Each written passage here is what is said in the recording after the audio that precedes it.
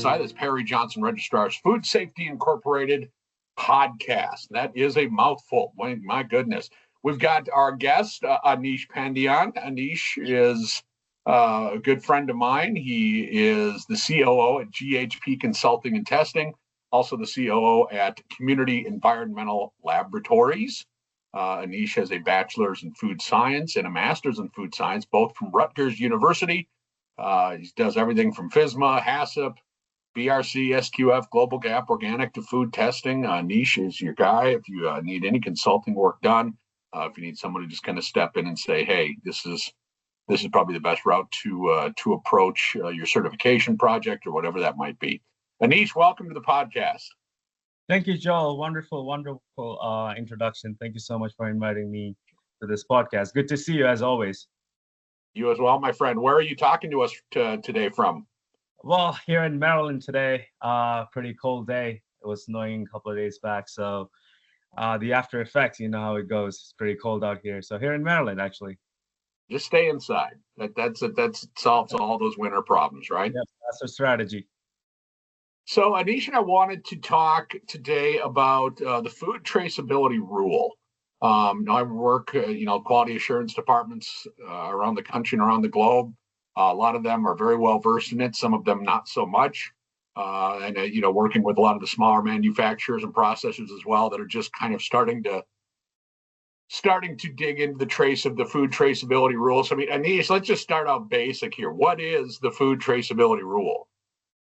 So, Joel, that's a very good question to begin with, right? So, the Food Traceability Rule, or FSMA 204, this was a rule that took effect in January 2023.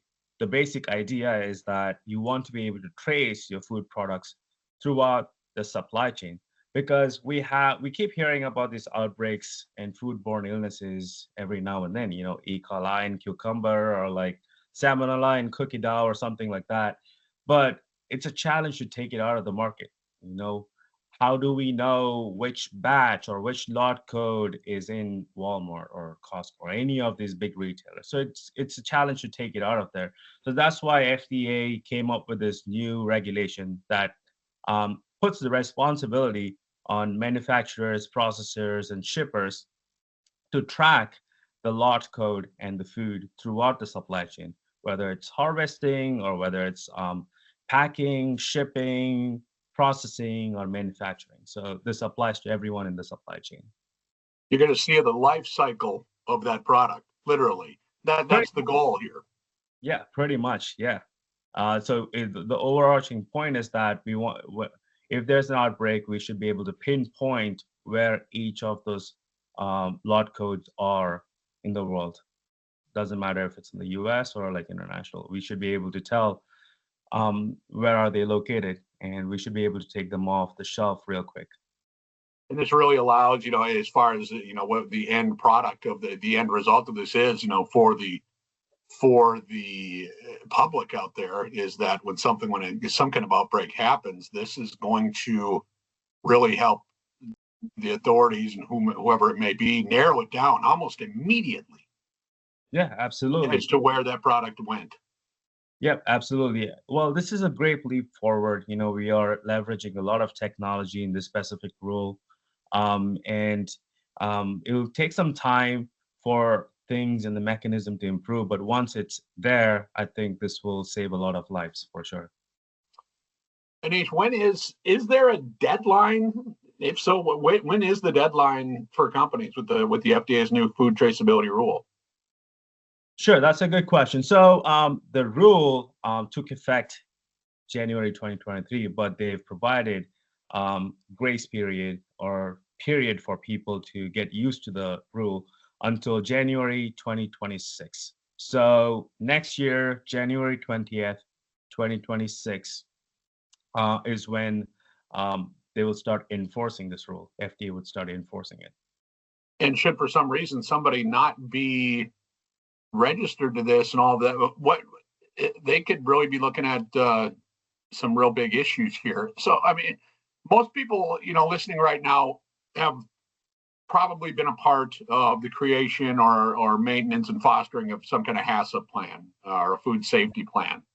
How does kind of break it down? How does the traceability rule differ from something like a HACCP or food safety plan? Sure. So the HACCP plan or the food safety plan primarily tries to identify the hazards associated with your food facility, right? So we're concerned about what could happen inside your company. But the traceability rule is throughout the supply chain. The facility owners or the facility operators are not caring just about the risks associated with their facility, but they're also worried about what could potentially happen in the supply chain. You know, what could have happened when they harvested, what could have happened when they shipped it, and what could happen to it when you ship it to the retailer. So it's not just about your facility, but what's happening outside you. Um, yeah, so this is all about keeping track of the products, whereas HACCP and food safety is just hazards and trying to um, prevent contamination or trying to control the risks associated with your facility. So in this case, in food traceability, it's tracking, and HACCP is basically just controlling hazards. That's the difference. So when it comes down to people that are already certified, say somebody has a GMP certification, let's look at that. And then let's look at somebody who's got more of a GFSI level certification. Is the traceability rule already a part of those certifications? Is somebody already taken care of if they just got certified here in 2024 or 2025? Is this something that is going to be added on to their next audit? How does all of that look? Right. So the major GFSI schemes and GMP schemes, they all require you to have traceability as part of your food safety management system or FSMS. So you do require traceability. I mean, pretty much every product that you see in the market today has a lot code in it. So it's not like traceability has never existed. But with this new rule, we are just bringing in more transparency, and we're bringing in some additional requirement, such as we call it the KDEs or key data elements, CTEs or key critical tracking events. So there are additional requirements with this rule that you would have to comply with if you want to meet the FDA requirements. But as far as GFSI and GMP goes, they already require traceability. It's just that we are making it stronger now. So does this pretty much apply to everyone in the food sector, or is, kind of break that down for me? Are there any exemptions in there, farmers, so on and so forth? Yeah, that's a good question again. So this does not apply to everyone. There are exemptions. So FDA has established something called the Food Traceability List. The industry calls it the FTL. So basically, if you are dealing with cheese, crustaceans, cucumbers, ready-to-eat products, molluscans, tomatoes, sprouts, and foods like that, basically high-risk foods, any food that could easily get contaminated. If you're dealing with those types of foods, then you would have to comply with this regulation. So this is targeted towards high-risk foods. Gotcha. Okay. So the best way to find out if this rule applies to your company or not is simply go to the FDA website or go to Google and type Food Traceability Rule and Food Traceability List, and you'll basically see the list of food items who are required to comply. Gotcha. Okay, so as always in the food certification industry, we love our acronyms. Oh boy, do we love our acronyms. Yeah. All right, there's a few there's a few here that threw me off. Okay, now this one you already covered, I think. CTE was some type of trackable event, correct? Yes. So it is critical CTE is critical tracking event. So basically, FDA has already listed a few critical tracking events. So a few examples of that would simply be like harvesting, initial packing, cooling, shipping. Then you call something called transformation. Transformation is basically when you do something to your product. For example, you cut it, or you heat it, you blast freeze it, you do some type of processing to your food. That's called a transformation. So these are critical events that you need to monitor, um, basically going forward. So as the name says it, critical tracking event. So um, initial packing, cooling, these are all critical to the safety of your product. So you'd have to track um, the safety throughout that. So it's kind of like the critical control points of traceability. Yeah, pretty much. Okay. Exactly. Okay. Gotcha. Yeah. Yeah. Let's move on here. We're talking about the food traceability with the FDA. We're talking with Anish Pandian here from GHP Consulting and Testing. Anish, so as far as putting together a traceability plan, as far as what is a traceability plan? Can you walk us through? I know there's 3 or 4 or 5 main points, but what can you kind of compartmentalize those areas of the food traceability plan? Yeah, absolutely. This food traceability plan, thankfully, is not as rigorous as your food safety plan or your HACCP plan. This is thankfully a smaller plan.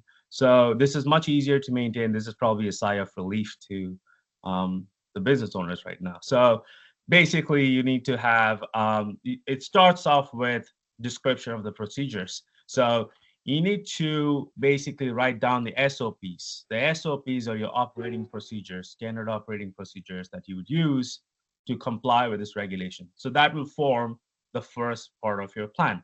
And the next part of your plan is basically how would you identify if your products fall in the food traceability list, right? So you may be making so many different types of products in your company, but how would you know if this specific product falls under the food traceability list, and do you have to comply with this regulation? So you need to have a certain procedure in place to find out whether you need to comply or not. So that's the second part of it, right? And then the next part is basically describing how your lot code or your batch code works. So every food product needs to have a batch code or a lot code, and different companies break it down in different ways. Some of them, use the Julian calendar. Some of them have acronyms that they internally understand. So whatever is your system, you need to break it down so that when FDA comes for inspection, they're able to understand it. So that's the third point, right? And then the fourth point is basically the records you're specifically maintaining as part of your traceability plan, right? So I mentioned CTEs, or critical tracking events, or KD. What's that? The KD, KDEs, Right. the key data elements. So you would have to maintain all these different data either on a software or on hard copies. So you'd have to have a list of records that you'll be maintaining in order to comply with this regulation. Then if you are a farm, then you need to have a map of your farm. So that's quite simple. It's not too hard. And finally, you need to have a review sheet. So the traceability plan is not just a one-time thing where you write it once and you never look back at it. So you have to annually review this plan to make sure that it's still relevant. It's still relevant, and make sure that it's up to date. So you need to have a review sheet that basically says that you reviewed the plan at the end of the year and everything is good to go. So it's a pretty simple. Okay. Pretty simple. Uh-huh. Yeah. Says the consultant. Pretty simple. So hey, that's what people pay you for, man. That because this stuff is not simple. Listen, Yeah. Anish, we like to keep our podcast short and sweet here, but I do listen. If somebody is really giving some serious thought, or they're already beginning that processes and trying to get their leadership involved and all this on their on the traceability stuff, what's your advice? What's the best place to get started here? What's step one? Yeah, step one is usually the best way to get started is go to the FDA website, type FSMA 204, and try to understand the key terms, because like, even though I'm a consultant, right, it's still challenging for me to understand some of these terms. So you need to have a good grasp on these terms, whether I say CTE or KDE, TLC, FTL.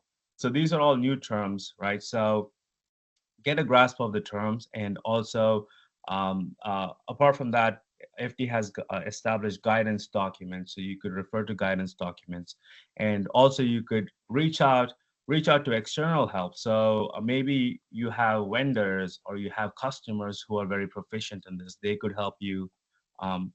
They could help you comply with this regulation as well. Often, the traceability rule is not a one man show or like a one facility show. So you are very dependent on your customers and your vendors. So it's a group thing. Whether you like it or not, you have to get along with your vendors and customers. So they could help you. And of course, you could reach out to consultants like us, and we can help you comply with these regulations and put a traceability plan together. All right. So is one of the acronyms really TLC? TLC, yeah. It's Yeah, traceability lot code. That's what it stands for. It's the don't go chasing waterfalls section of the food traceability plan. That's what it is. Anish, thank you for spending some time with us today. Always good talking to you, my friend. Absolutely. Thank you so much. Thank you so much for inviting me, Joel. It was wonderful talking to you. I hope like folks listening to this podcast gain some value out of this. Well, I hope so too. And if you have any further questions, as far as the certification end, please reach out to us at PJRFSI. We are a global certification body, including all the GFSI schemes. If you think you might need a hand getting through this, or you just really don't want to deal with it, and you want to bring a pro in to handle it for you, Anish is your guy. GHP Consulting and Testing. Again, GHP Consulting and Testing. His name is Anish Pandian. He knows his stuff. I have sent many a client his way, and he always does well. Anish, thank you for joining us from blustery Maryland today. Pleasure, Joel. Take care. Okay. You guys stay safe. We'll talk to you soon. See you next time.